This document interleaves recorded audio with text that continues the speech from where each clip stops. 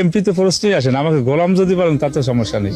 আর ক্ষমতা এটা একটা আসলে আগুনের পোশাক, এটা একটা মারাত্মক জিনিস। জান্নাত এবং জাহান্নামের মাঝে জাহান্নামের কিনারায় দাঁড়ানো, একটু যদি এদিক ওদিক হয়ে যায়, যদি একটা টাকা তসরুপ হয়ে যায় সরকারের ফান্ডের টাকা, তাহলে কিন্তু আল্লাহর আদালতে জবাবদিহিতে আছে।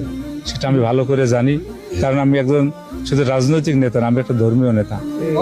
আমার ধর্মই আগে, এরপরে জনসেবা। জনসেবাই এই ধর্মের অন্তর্ভুক্ত। আমি এই জায়গায় শুধু জনসেবাকে যে প্রাধান্য দিলাম, অন্যান্য দিক দিয়ে নামাজ রোজা জাকাত আছে এইটা অবমূল্যায়ন করলাম না। আমার মালিকের ইবাদত এইটা আগে, এরপরে জনসেবা, এরপরে আমি রাজনৈতিক নেতা। রাজনৈতিক নেতা এটা আমার 4th%, আমি 3rd%ও রাখিনি, এটা 4th%, কারণ এটা একটা সাংঘাতিক বোঝা। আসলে আমি সংসদ সদস্য নির্বাচিত যখন ঘোষণা করলেন ও জায়গায়, আজকে হয়তো ঢাকাতে একটা পরিপত্র জারি হয়ে গেছে অলরেডি। আসলে আমি কিন্তু যেভাবে আমাকে উল্লাস দেখা দরকার, আপনাকে দেখতে পারতেছেন আমাকে, আমি কিন্তু সাংঘাতিক